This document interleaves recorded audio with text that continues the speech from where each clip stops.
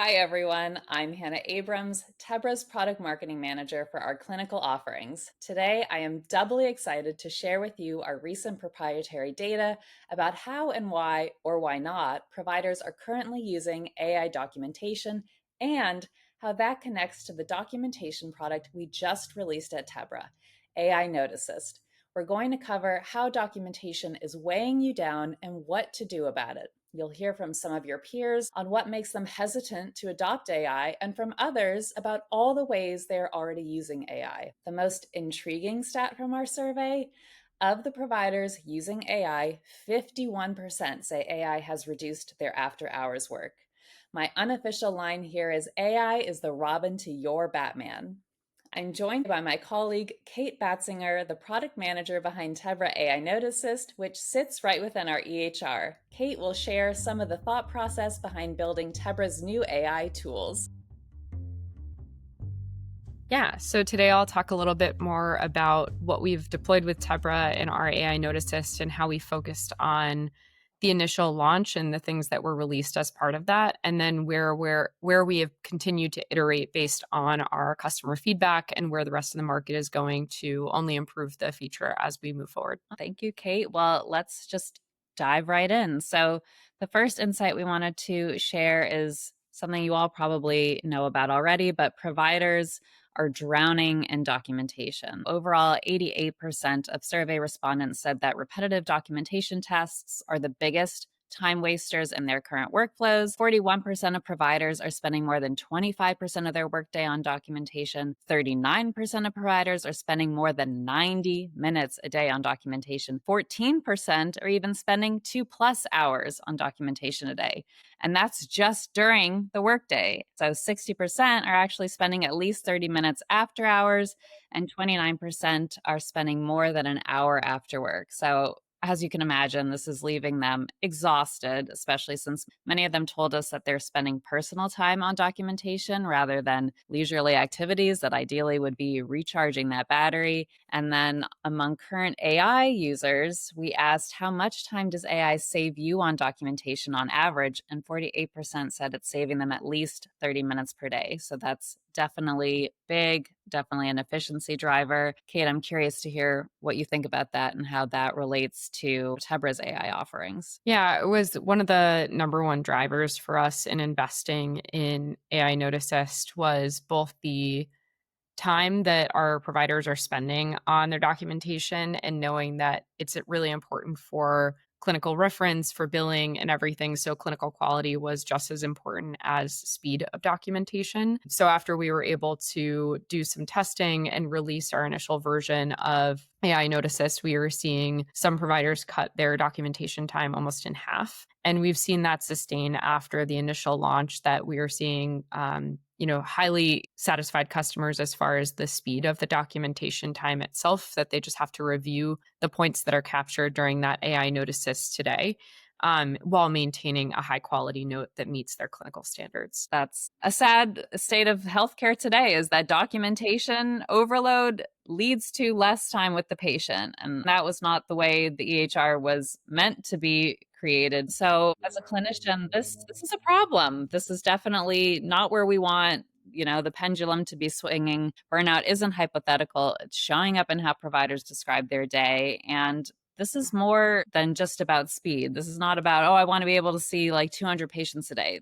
It's not about that. Providers want their time and peace of mind back. So that's what we're really aiming to solve with some of these AI powered workflows. I mean, I would say overall our goal is for you to be able to focus on what you went to medical school for and taking care of your patients, and then being able to be a real person and go back to your life and have that time to separate from work when you're not at work. So that is going to be the focus of a lot of our tools and a lot of where AI is going to support our providers. It's not to actually replace or augment too much the actual clinician experience, clinical pieces of patient care, but actually to augment your experience within the tooling that you need to do your job. So wherever we can provide an acceleration for you, wherever we can cognitively offload some of that work and make your job easier, so that way you can focus on your patients and then you can leave at the end of your day and actually go home and enjoy your life outside of work. that is what the goal should be here. This makes a lot of sense. And of course, we love to hear that all this was top of mind when developing the AI solution, since, of course, as you can imagine, more time spent on documentation is going to equal more emotional strain. So we definitely want to fix this problem and address it head on. I think another interesting insight that came out of the survey is that cost is the number one barrier to AI adoption. And we get that. We understand that every dollar really needs to be accounted for these days. We definitely understand providers are feeling the pressure. So 60% of our survey respondents cited cost concerns as a barrier for small and independent practices adopting AI specifically. It's actually the top barrier. So we then asked them what would make the cost worth it. So 65% say saving at least 30 minutes per day, and 38% of non AI users think that it could save them at least an hour a day.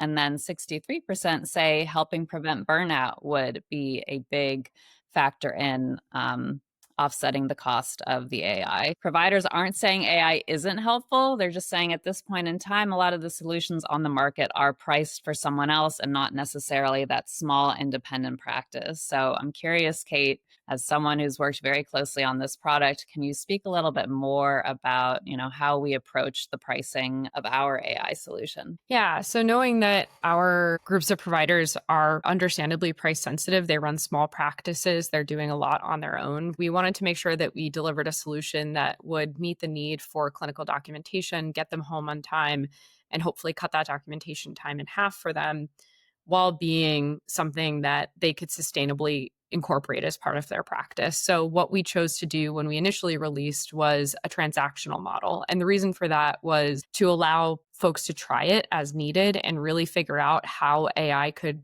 assist in their day to day documentation experience and not have them have to commit upfront to a subscription model that may or may not be the right price point for them, may not work for them, and really give them that flexibility to use it maybe in some instances, but not in others as they get more comfortable with AI and figure out how it best works for their practice. So when we launched with a 99 cent per note model. So that way it was kind of like a try it as you want to, use it as you want to, however much works for you. And then based on our provider and clinician feedback, as we've released AI Note Assist, we've also added a subscription model to this. We're finding in the market right now, subscription models are very common, which is again why we offered the transactional so people didn't feel like they had to lock into a contract right off the bat.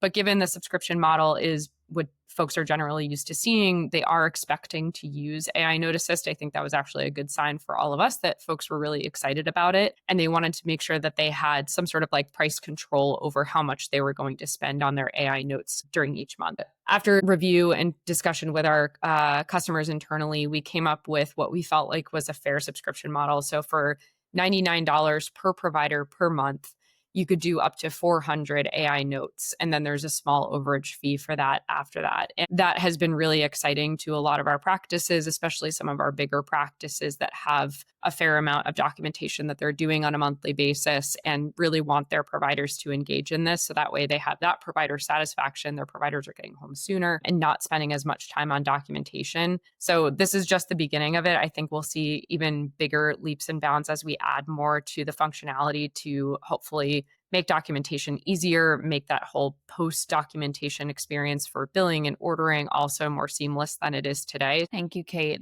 You did say something just now that I thought was super compelling, and that was about how this solution, part of the goal is to get providers home on time, ideally home early. And I think, there's of course the financial ROI on a solution like this in terms of practice efficiency and, being able to see X number of patients per day. But then there's this emotional ROI component that I don't know, gets talked about a lot in some of these financial calculations and assessments. And I think we've seen definitely from our own customers that having a solution like this built directly into their EHR, it cuts down on that manual cut and paste inefficiency of standalone AI scribes, and they're getting home in time for dinner. They're able to spend more time with their families. We've had some providers say that they were planning on retiring because the documentation burden was so severe, but the solution really cuts down on those hours spent manually charting, and it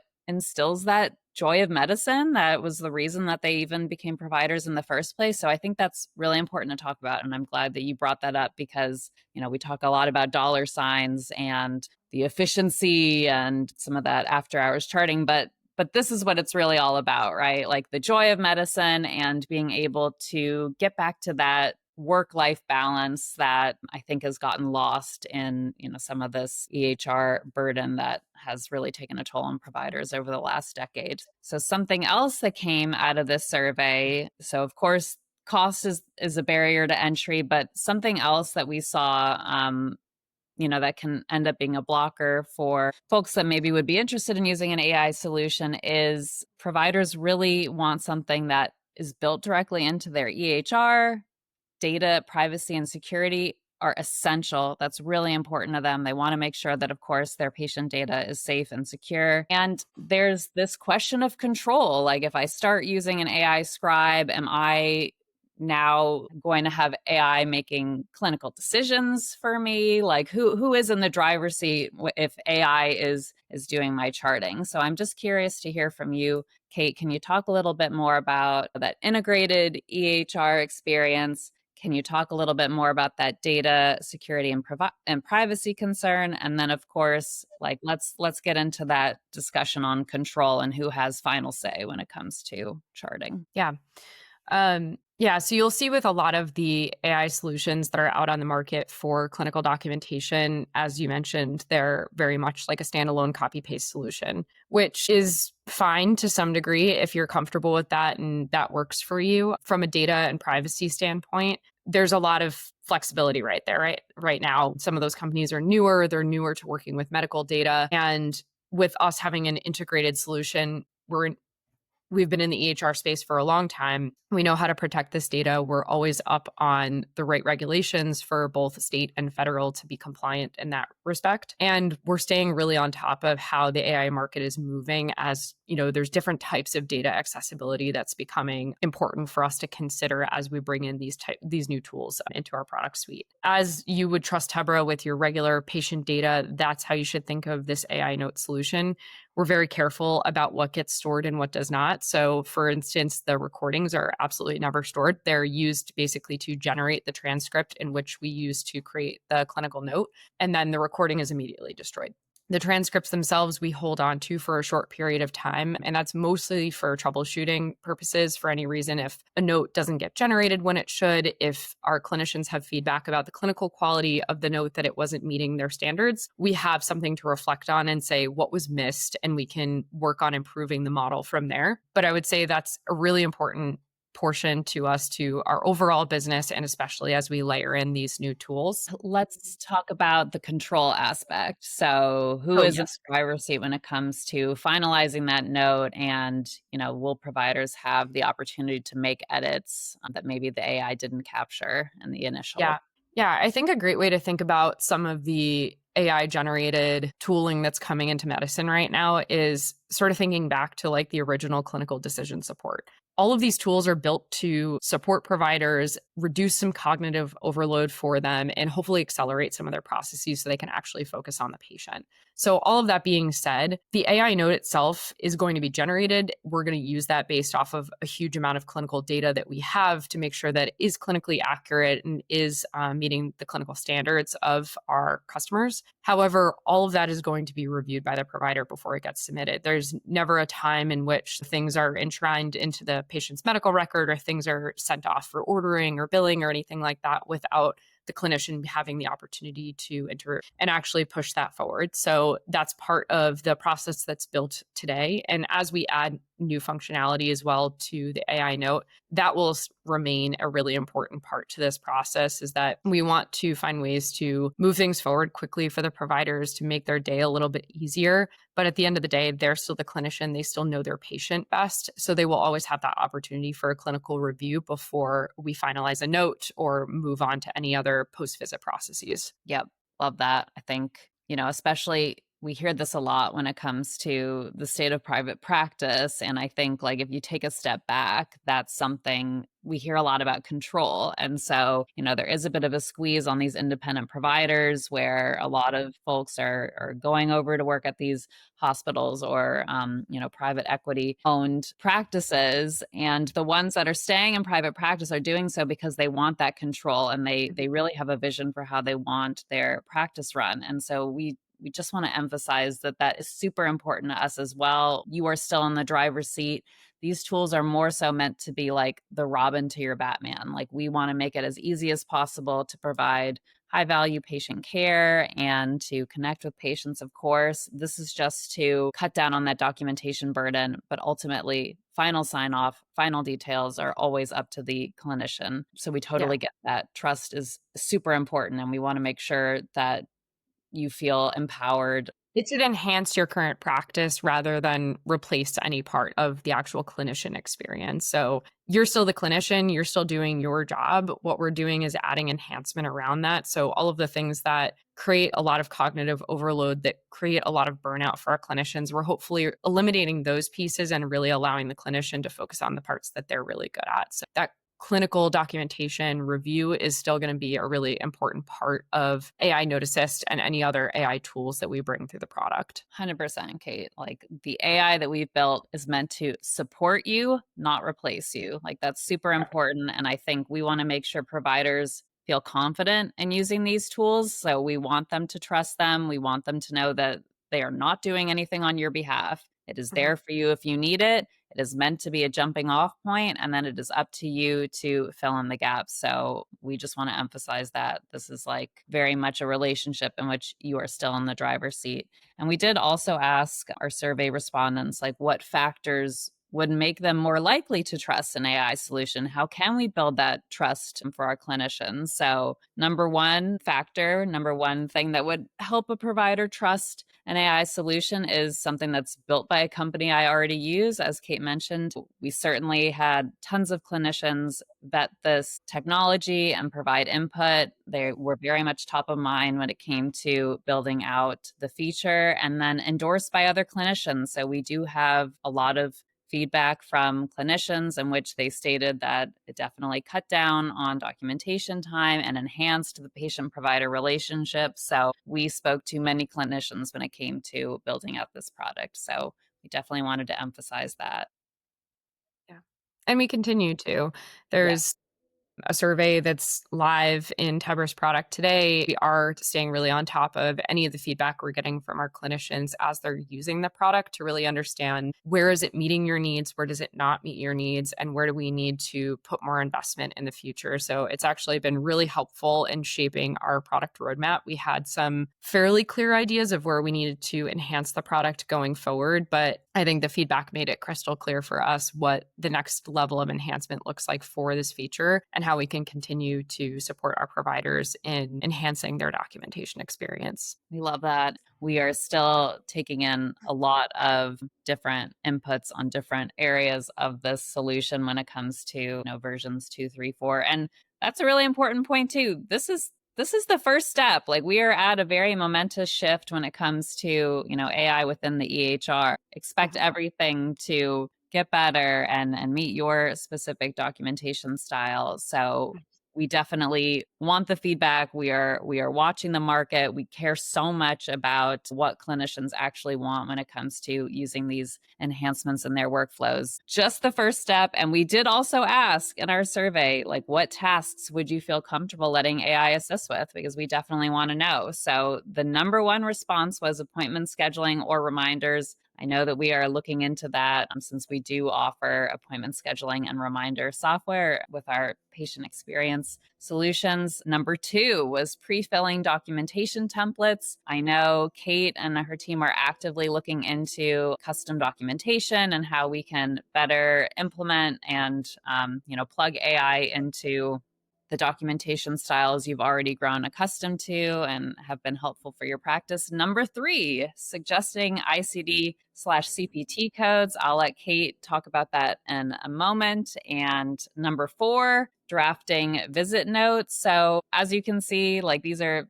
very much top of mind for us. We know that these are very important to you. So this is very much where we are prioritizing our future roadmap updates. Yeah. So as we talked about earlier today, so I read all of the feedback from all of our clinicians, but number one that we worked on right away was the subscription pricing and really being able to run that in parallel next to our transactional to give everybody different options of how they start to use the AI Note Assist. The two big areas that we're doing more investigation into, one is custom notes. So we heard that loud and clear from everyone. So just to give a little bit of like AI background for folks and like why we didn't start with the custom notes right out of the gate. When you're creating, and if you've used ChatGPT or Gemini or any of those types of products, you've probably had some experience with this, but AI works better when you have a really good prompt. And it's a lot easier to prompt a new tool when you have only a small subset of like note templates, for example, of like when I'm listening to a clinical conversation, where does that clinical information need to file into?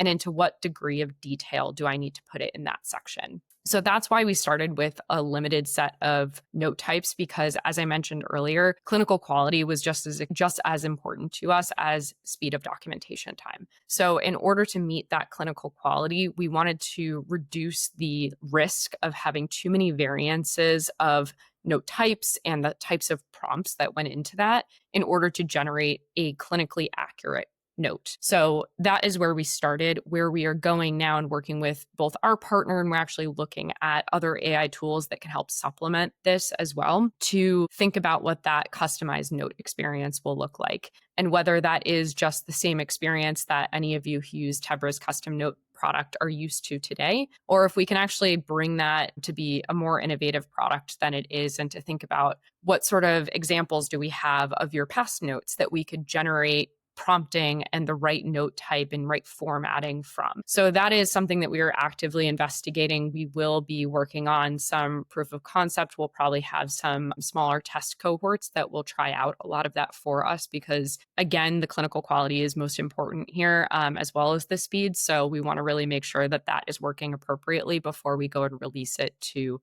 the rest of our population. The last piece of data that we've heard, again, loud and clear from folks, is the discrete data that's added into the note sections today. So if you've used Tebra's tool, again, starting from, one place and like where we could grow into is all of the data that comes back right now is in free text. There's no discrete data that's actually added into the medical record or queued up for things like ordering or billing right now. That is the next piece that we're looking into. So today we add a suggested ICD code that's in a free text form. And if you agree with that as the clinician, you go in, you add that to the patient's problems list. So what we're looking at next is, can we actually add that for you and all of that type of discrete data?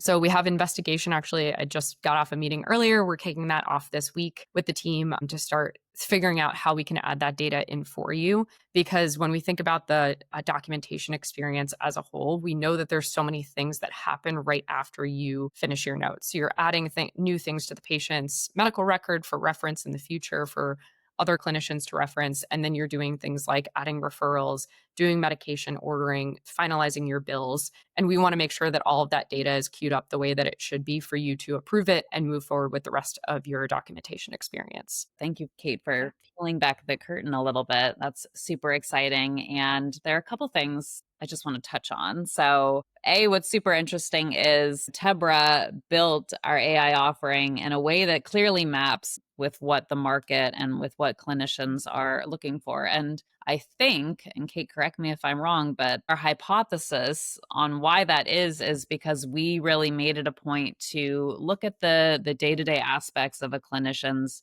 workflow that are